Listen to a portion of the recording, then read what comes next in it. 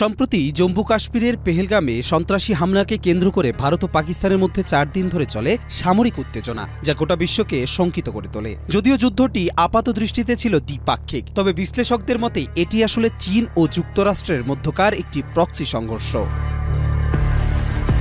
Fox নিউজের এক প্রতিবেদনে বলা হয়েছে, পাকিস্তানে ব্যবহৃত যুদ্ধবিমান ও অস্ত্রশস্ত্রের বেশিরভাগই চীনের তৈরি। এতে বোঝা যাচ্ছে বেইজিং সরাসরি না থাকলেও পরোক্ষভাবে ভারতের বিরুদ্ধে অবস্থান নিয়েছে। অন্যদিকে যুক্তরাষ্ট্রের সঙ্গে ভারতের গভীর সামরিক ও কৌশলগত সম্পর্ক রয়েছে। এখন যে কোনো ব্র্যান্ডের পুরাতন এসি বদলে নতুন ওয়ালটন এসিতে উপভোগ করুন 25% ছাড়। এই অবস্থান থেকে যুক্তরাষ্ট্রের প্রতিপক্ষ হিসেবে পাকিস্তানের পাশে দাঁড়িয়ে চীন নিজেদের অবস্থান জোরদার করতে চেয়েছে।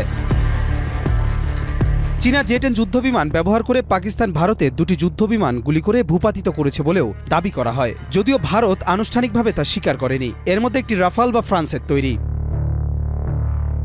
বিশেষজ্ঞদের মতে এই আকাশযুদ্ধ চীনের একটি কৌশলগত সুযোগ হয়ে উঠেছে। তারা এখন মহাকাশ, ভারত মহাসাগর ও সীমান্ত জুড়ে ভারতের প্রতিটি পদক্ষেপ নিবিড়ভাবে পর্যবেক্ষণ করতে সক্ষম।